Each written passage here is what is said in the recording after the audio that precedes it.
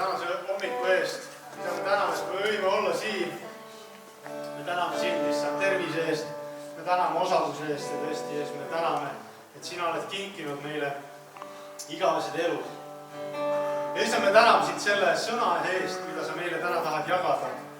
Ja me palume sinu kätte meie südamed, me avame oma südamed sulle, räägi meie südametesse, muuda meie elusid Jeesuse nimel. Amen.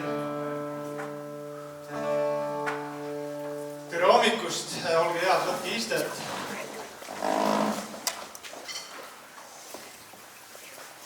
Täna on teine advent juba. Advent on selline ootamise aeg ja igatsemise aeg. Meie kristlaste keskel eriti, aga olen tähele pannud ka, et mitte kristlaste hulgas. Et ka nemad kuidagi ootavad midagi erilist jõuda. Ja ma usun, et sa oled täna ka tulnud siia ühe ootava, igatseva südamega. Ja Jumalal on sulle midagi täna anda, ta on midagi valmis pannud sinu jaoks. Nii et ava oma süda Jumalale ja võta vastu see, mida Jumal tahab sulle anda, mida ta sulle elus tahab teha. Ma loen alustuseks teise ajaraamatu 26. peatükist. Ja ma loen sealt 3.–5. salmini. Teise ajaraamatu 26, 3–5.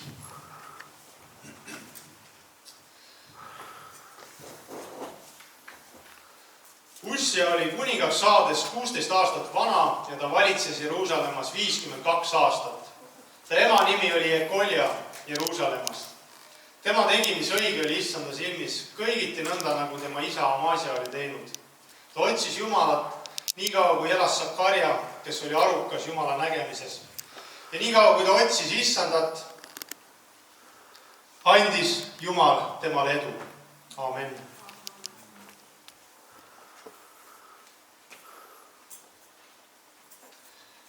Ma tahan täna jagada arukusest Jumala nägemises. Arukus Jumala nägemises. Kuidas võiks veel arukust nimetada?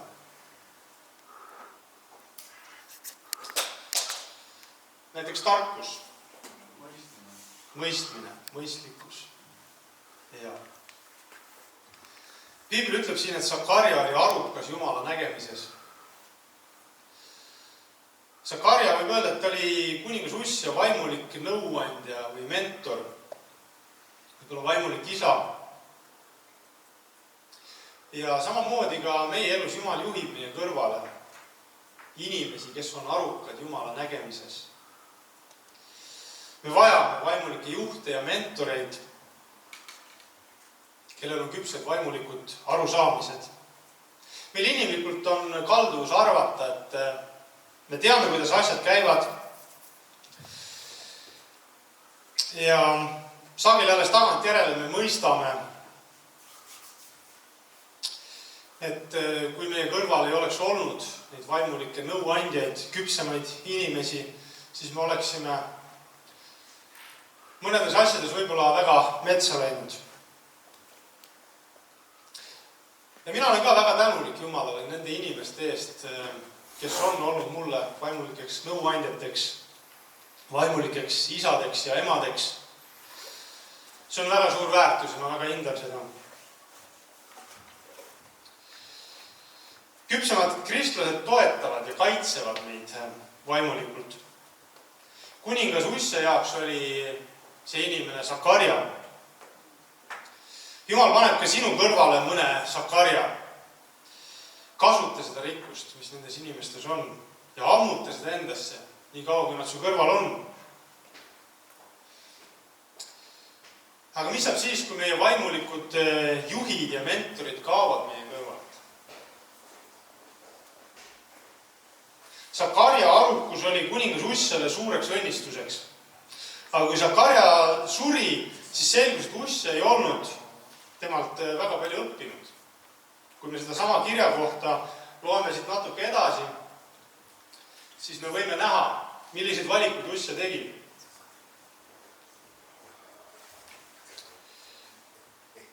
Usse tegi, mis õige Jumala silmis, kuni Zakarja elas.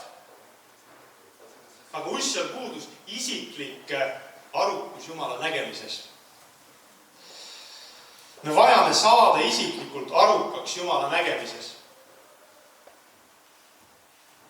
Oleks rumal üldse mitte kuulata oma vaimulikke juhte, kuid lõpuks me ei saa oma elu rajada ühelegi inimesele. Ükskõik kui sügavad vaimulikud arusaamised tal ka poleks, iga inimene on ebatäiuslik. Ja mida rohkem sa õpid vaimulike eeskujusid tundma, seda selgemini sa mõistad, et ka nemad on ebatäiuslikud. Kui sa oled rajanud oma elu mõnele küpsele kristlasele ja avastad ühel hetkel, et ka temal on vead, siis sa võid väga pettuda. Ja mõnikord inimesed pettuvad seetõttu isegi Jumalas. Nii et sa vajad midagi kindlamat, millele oma vaimulik elu rajada.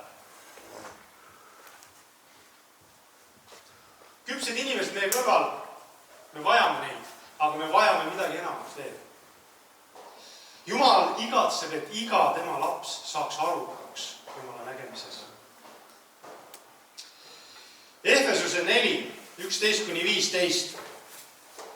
Efesuse 4, 11-15 ütleb niimoodi. Tema on see, kes on pannud mõned apostleiks ja mõned prohveteiks ja mõned evangelistideks, mõned karjaseiks ja õpetajaks, et pühi inimesi valmistada abistamistööle Kristuse ihu üles ehitamiseks. Kuni meie kõik jõuame usu ja Jumala poja tundmise ühtsusesse, saades täismeheks Kristuse täisea mõõtu mööda.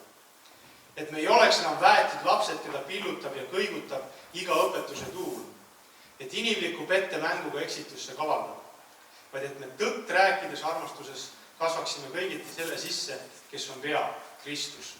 Amen. Selles kirjakohas on 3 olulist mõtet, millele ma tahan tähelepanu juhtida. Ja esiteks isiklik kutsumine. See kirjakoht räägib, et meil kõigil on isiklik kutsumine. Jumalal on sinu jaoks konkreetne kutsumine, isiklikult sinu jaoks. Teine oluline asi siin kirjakohas on ühine kutsumine. Kogudusena on meie ühine eesmärk valmistada pühi inimesi Kristuse ihu üles ehitamiseks. Kuni meie kõik jõuame usu ja Jumala poja tundmise ühtsusesse, saades täismeheks Kristuse täisea mõõtu mööda, nagu me lugesime. Nii et meil kõigil on isiklik kutsumine. Jumal on meid kutsunud konkreetselt millekski. Ja sellest nimekirjast me võime näha ja ma usun ära tunda, mis on isiklikult minu need tugevad küljed ja mis võib-olla domineerib minu elus rohkem. Kas on karjase kutsumine, kas on prohveti kutsumine, kas on õpetaja kutsumine. Neid võib olla ka mitmeid, milles me oleme väga tugevad. Ja tõenäoliselt Jumal tahab eriliselt meid kasutada nendes valdkondades. Aga meil igal ühel on erinevad annid ja erinevad kutsumised, mis omakorda teenivad seda ühist kutsumist, milleks me kogudusena oleme kutsutud. Ja see eesmärk on, nagu ma juba lugesin, Kristuse ihu üles ehitamiseks. Et Kristuse ihu tervikuna saaks üles ehitamiseks. Ja 3. oluline punkt siin on lõppeesmärk. Lõppeesmärk on kasvada Kristuse sisse. Nii minu isiklik kutsumine kui meie ühine kutsumine teenib seda eesmärki, et me igaüks võiksime kasvada Kristuse sisse.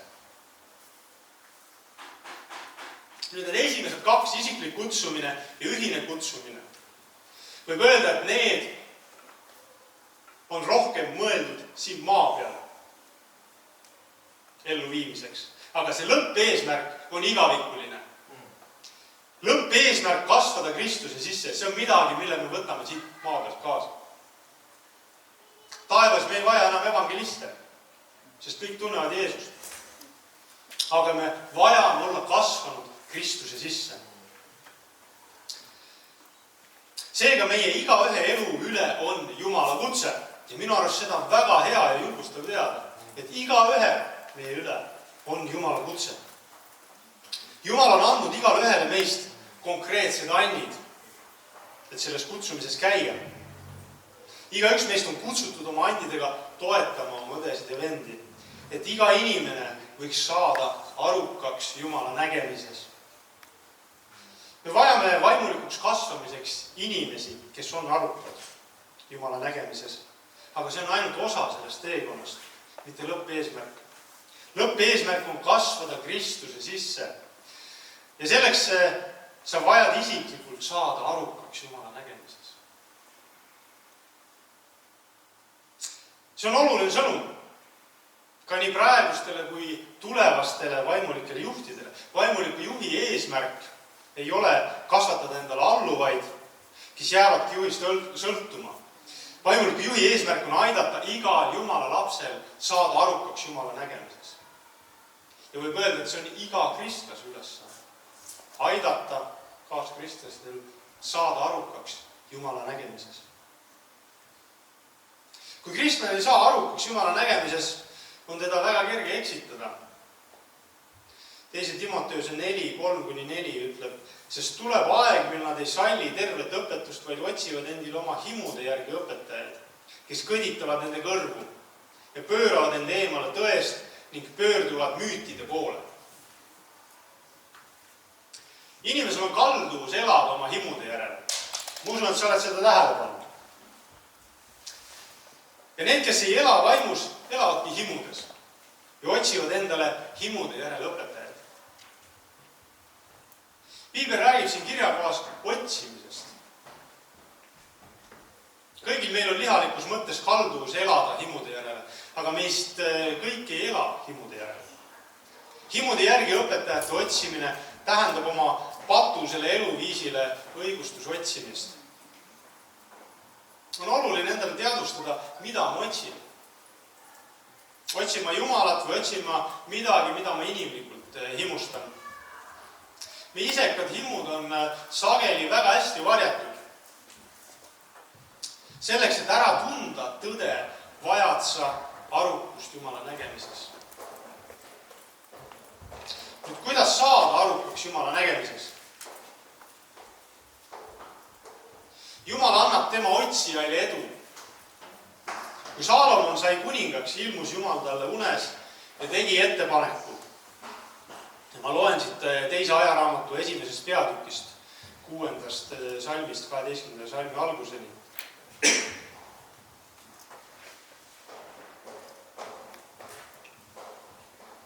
2. ajaraamatu 1:6-12. Ja Saalomon ohverdas seal issanda ees koguduse telgi vaskaltaril. Ta ohverdas selle peal 1000 põletusohvrit. Sel samal ööl ilmutas Jumal ennast Saalomonile ja ütles talle, palu, mida ma sulle peaksin andma. Ja Saalomon vastas Jumalale, sa oled Taavetile, mu isale, suurt heldust osutanud ja oled minu tema asemele kuningaks tõstnud. Nüüd, issand Jumal, saagu tõeks su sõna mu isale Taavetile, sest sa oled mu kuningaks tõstnud rahvale, keda on nõnda palju nagu põrmu maa peal. Anna nüüd mulle tarkust ja mõistust, minna ja tulla selle rahva ees otsas, sest kes suudaks muidu kohut mõista sellele sinu suurele rahvale. Ja Jumal ütles Saalomonile, et see sul südame peal on, et sa ei ole palunud rikkust, varandust ega au, ka mitte oma vaenlaste hinge, ja et sa ei ole palunud isegi mitte pikka iga, vaid oled enesele palunud tarkust ja mõistust, et saaksid kohut mõista rahvale, kellele ma sind olen kuningaks tõstnud, siis olgu sulle antud tarkust ja mõistust. Amen. Kuningas Saalomon palus tarkust. Suur osa õpetussõnadest Piiblis on kuningas Saalomoni kirjutatud. Õpetussõnu lugedes me võime saada kinnitust sellele tarkusele, mille Jumal oli andnud Saalomonile.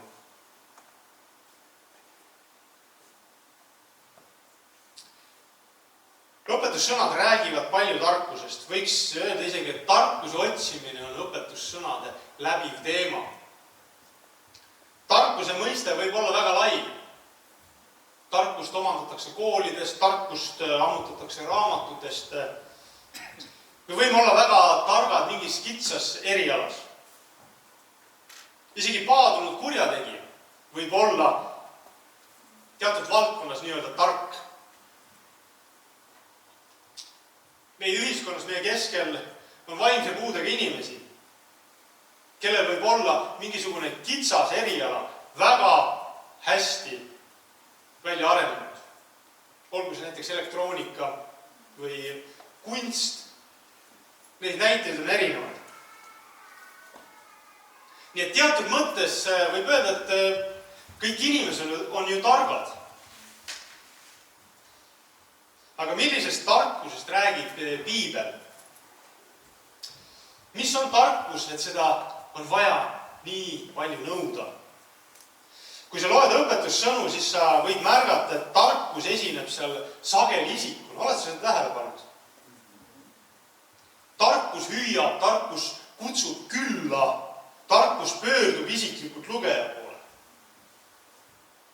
Õpetussõnad 1:20-23 ütleb: tarkus hüüab tänaval, annab oma häält kuulda turgudel, kisendab lärmakates paikades, kõneleb oma sõnu linna väravate suus.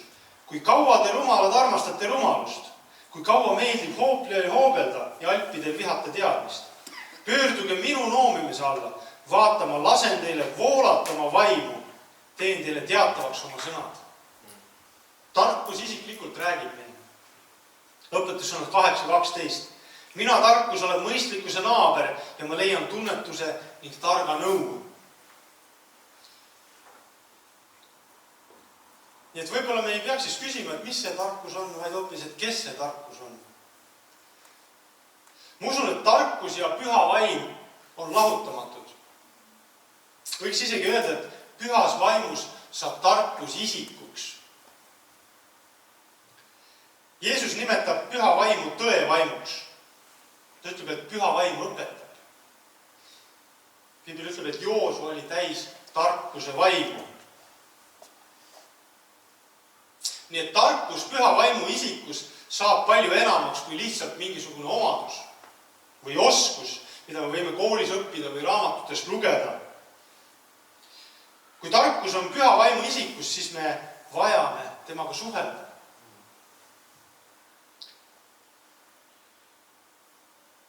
Ning suheldes tuleb tarkuse mõju meie eludes esile. Me ei saa püha vaimu selgeks õppida.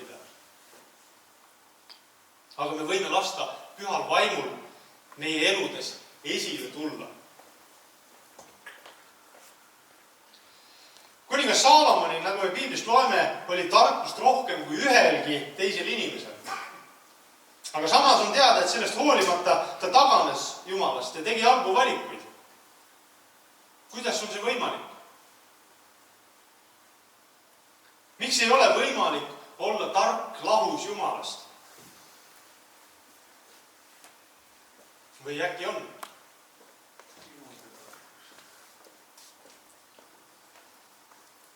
Piiblis on tegelikult 2 lugu sellest, kuidas Jumal annab kuningas Saalomonile võimaluse paluda temalt, mida ta iganes tahab. Teise ajaraamatu 1. peatükk ja 1. kuningate raamat 3. peatükk. See on tegelikult muidugi üks ja seesama lugu. Aga ometi siin on üks väga tähelepanuväärne erinevus. Võib-olla keegi on märganud seda. Aga loeme ka selle teise loo. Me lugesime juba teise ajaraamatu 3. peatükist ja loeme nüüd siis selle loo teise variandi 1. kuningate raamatu 3. peatükist. Ja ma loen siit 5.–12. salmini. Gibeonis ilmutas issand ennast Saalomonile öösel unes ja ütles: palu, mida ma sulle peaksin andma? Ja Saalomon vastas: sina osutasid oma sulasele, mu isale Taavetile suurt heldust, kuna ta su ees käis tões ja õiguses ning oli õiglase südamega sinu vastu. Ja sina säilitasid temale selle suure helduse ning andsid temale poja, kes ta aujärjel istuks. Nagu praegu ongi. Ja nüüd, issand mu Jumal, sa oled tõstnud oma sulase kuningaks mu isa Taaveti asemele. Aga mina olen nagu pisike poiss, ei mõista minna ega tulla ja su sulane on su rahva keskel, kelle sa oled ära valinud. Suur rahvas, keda ei saa ära lugeda ega arvutada rohkuse pärast. Anna seepärast oma sulasele sõnakuulelik süda, et ta võiks su rahvale kohut mõista ning vahet teha hea ja kurja vahel. Sest kes suudaks muidu kohut mõista sellele sinu suurele rahvale? Et Saalomon just seda palus, siis oli see kõne issanda silmis hea. Ja Jumal ütles temale, sellepärast, et sa palusid seda ega palunud enne selle pikka iga, rikkust ja oma vaenlaste hinge, vaid palusid mõistust, et kuulata, mis õige on, siis ma teen, vaata, nagu sa ütled. Näe, ma annan sulle targa ja mõistliku südame. Nõnda, et sinu sarnast ei ole olnud enne sind ega tõuse sinu sarnast ka mitte pärast sind. Amen. Märkasid sa erinevust?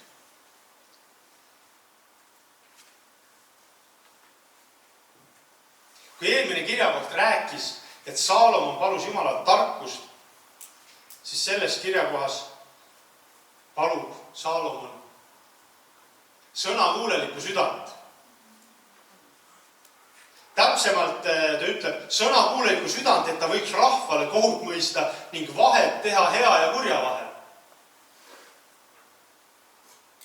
Tundub, et Saalomon oli juba millelegi pihta saanud. Ta ütleb, et ta vajab sõnakuulelikku südant, et olla võimeline vahet tegema hea ja kurja vahel. Niisiis, kuningas Saalomon tunnistab, et tarkus on Jumalas. Ning selleks, et sellest tarkusest osa saada, vajab ta alistuda Jumalale. Jumal on tarkuse autor. Õpetussõnad 2.6 ütleb, sest issand annab tarkuse, tema suust tuleb tunnetus ja arukus. Tarkus on osa Jumala olemusest. Kui inimene ei alistu Jumalale, siis ta vastandub Jumalale. Seega vastandub ka tarkusele. Kurat oli kõige täiuslikum loodud olend. Väga intelligentne, väga tark. Kuidas ta siis ei suutnud mõista nii lihtsalt asja, et loodu ei saa kunagi loojaks?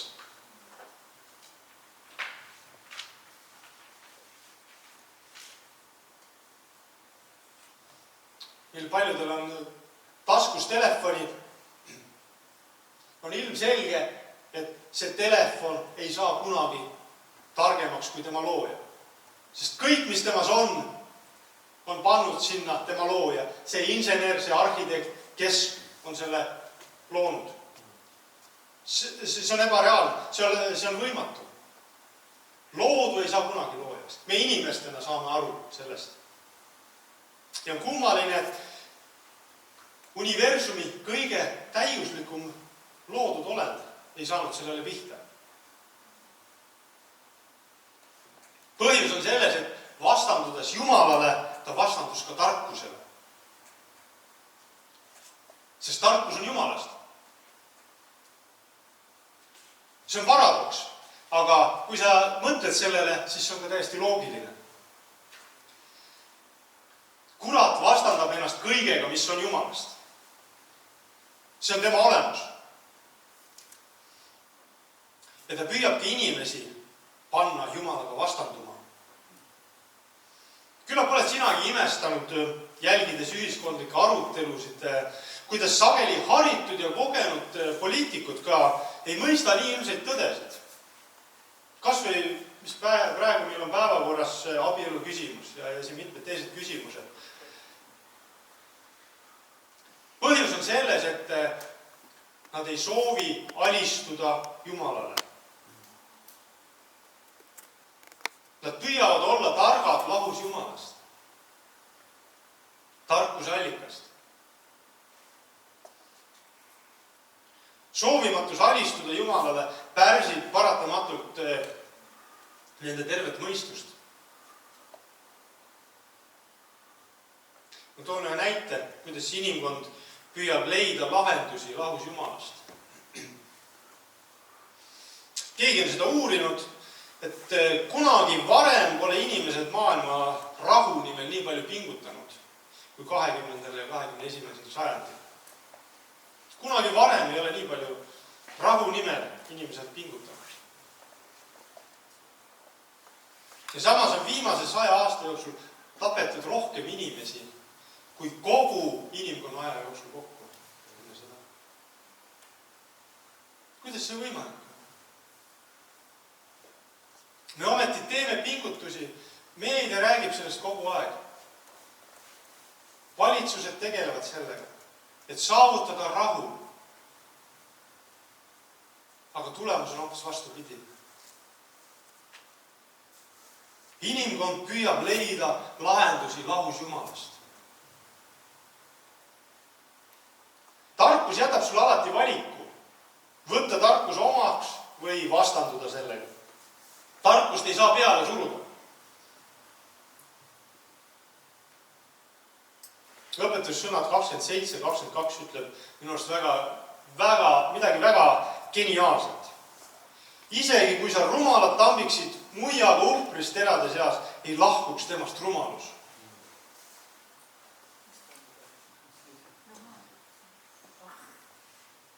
Sa ei saa kedagi vägisi targaks teha. Sa ei saa tarkust vägisi kellelegi peale suruda. Jumal ka ei saa. Sest Jumal on armastus. Ta ei tee midagi vägisi. Nii et tarkust, millest me täna räägime, on arukus Jumala nägemises. Arukus Jumala nägemises ei ole lihtsalt oskus, vaid jätkuv protsess. Arukus Jumala nägemises ei saa kunagi valmis, sellepärast, et see on suhe. Abielu inimesed, öelge mulle, kelle suhe on valmis saanud. On kellelgi suhe valmis saanud, sinu abikaasaga. Et te võite selle asja nüüd sinna paika jätta ja eluga edasi minna. Teie suhe on valmis saanud. See ei ole võimalik. Suhe ei saa kunagi valmis. Suhe ongi dünaamiline. See ongi liikumine. See on pidev protsess. Kui protsessi ei ole, siis ei ole ka suhet. Ja arukus Jumala nägemises on midagi samasugust.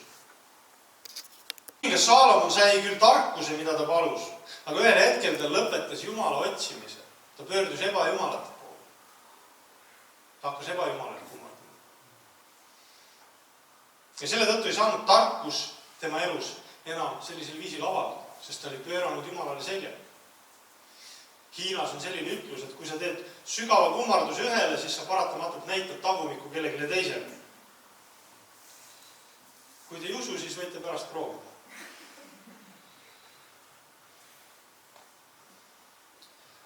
Kui tarkus on püha vaimu isikus, siis see eeldab suhet. Mida elavam on suhe tarkusega või siis püha vaimuga, seda võimsamalt tarkus sinu elu mõjutab ja sinu kaudu avaldub. Ehk teisisõnu, tarkus sinu elus avaldub siis, kui sa teda otsid. Ja see ongi arukus Jumala nägemises. Mida rohkem sa otsid Jumalat, seda arukam oled sa Jumala nägemises.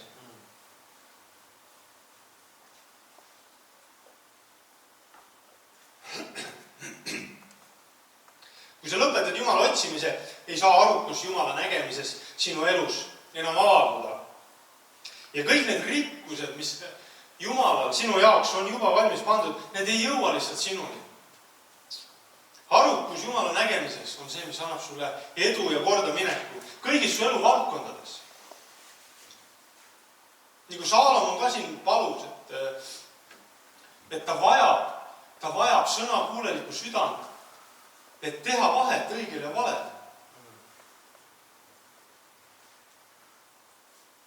Ja see kehtib kõigis meie elu valdkondades. Me vajame kõigis oma elu valdkondades teha vahet õigel ja valel, et olla edukad.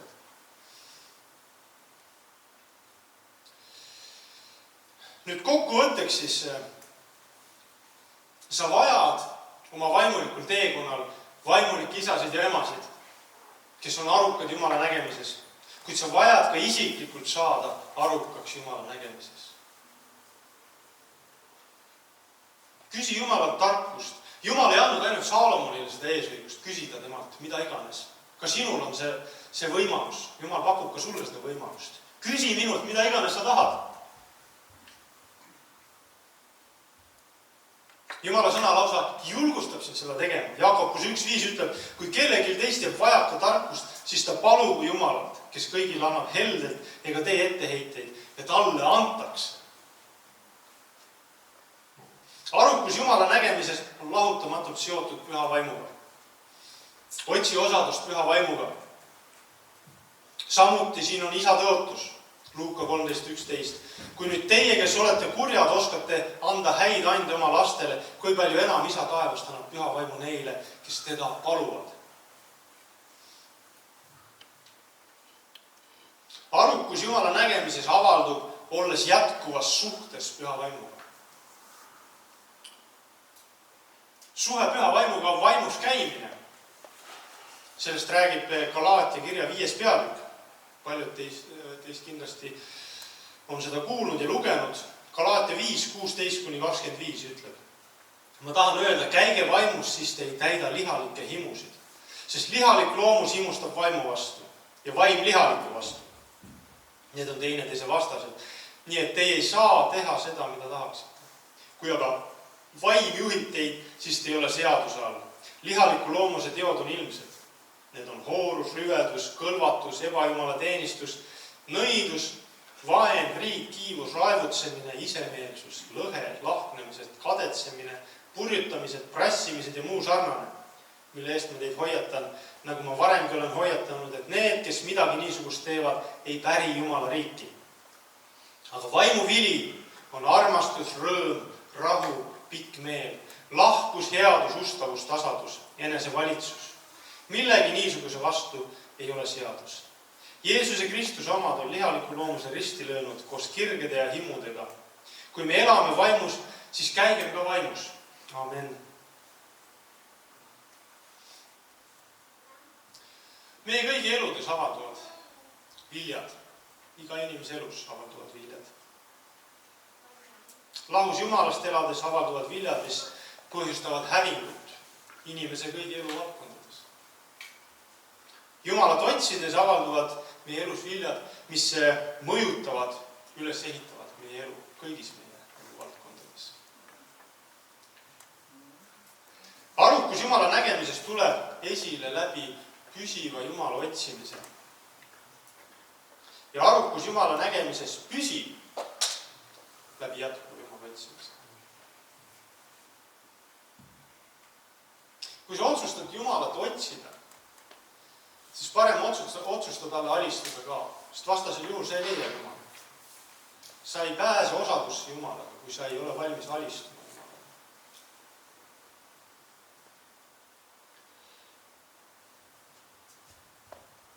Me võime väga palju teada Jumala kohta. Aga kui me ei ole valmis talle alistuma, siis meil ei ole osadust Jumala. Meil ei ole elavat suhet Jumala. Ja sellisel viisil ei ole võimalik saada arukaks Jumala nägemises. Me kõik vajame hädast, see on üks kõige olulisemaid asju üldse, arukust Jumala nägemises. Aga see saab võimalikuks ainult läbi osaduse Jumalaga. Ainult kui me otsime seda lähedast osadust Jumalaga. Ja see otsimine võib-olla natukene segadus ajab sõna ka, et abikaasad ka, nad ei pea otsima üksteist, kus sa nüüd oled, kui nad elavad koos. Aga see otsimine on, otsimise all, ma usun ka Piibel mõtleb ja mida ma ka tänases kontekstis mõtlen, see otsimine on, et ma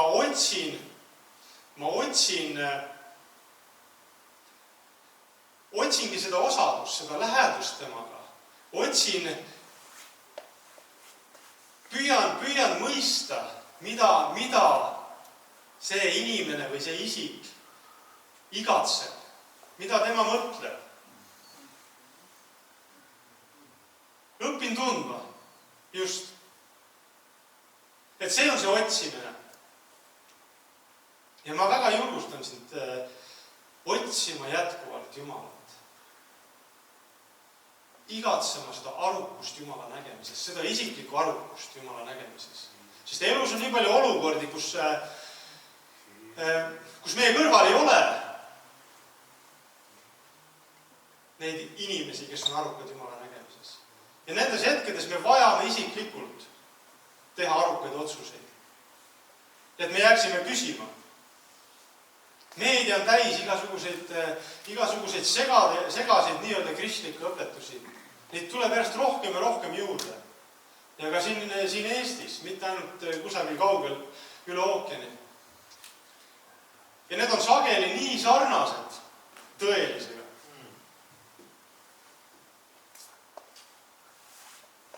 Need võivad olla erinevates äärmustes, väga liberaalseid. Jumal on armastus ja kõike võib teha, Jumal ikka armastab sind ja ikka sa pääsed taevasse. Jumal loomulikult armastabki meid, sest tema olemus on armastus. Aga Jumal on ka õiglane ja ta ei saa pattu sallida. Jumal peab patuga tegelema. Nii et selline, üks äärmus on selline üliliberaalne, et kõik on lubatud justkui. Teatud mõttes ongi. Aga kõige eest me peame ühel hetkel Jumala ees aru andma. Teine äärmus on see, et me ähvardame põrguga. Me ähvardame igal võimalikul hetkel põrguga. Mõistame hukka maailma inimesi, kes ei tunne Jumalat. See on teine äärmus. See ei ole arukus Jumala nägemises.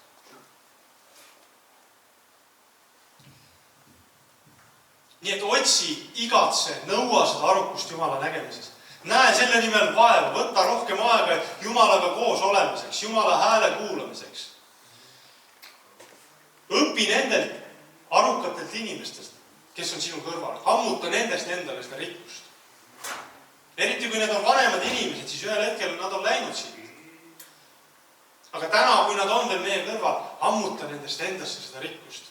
Täida ennast sellega. Ja eelkõige otsi Jumalat. Otsi Jumalat. Otsi seda lähedast suhet Jumalaga. Otsi seda tõelist arukust Jumalat. Et Jumal õnnistagu sind. See oli see tänane sõnum. Ma usun, et sa said julgustatud. Amen.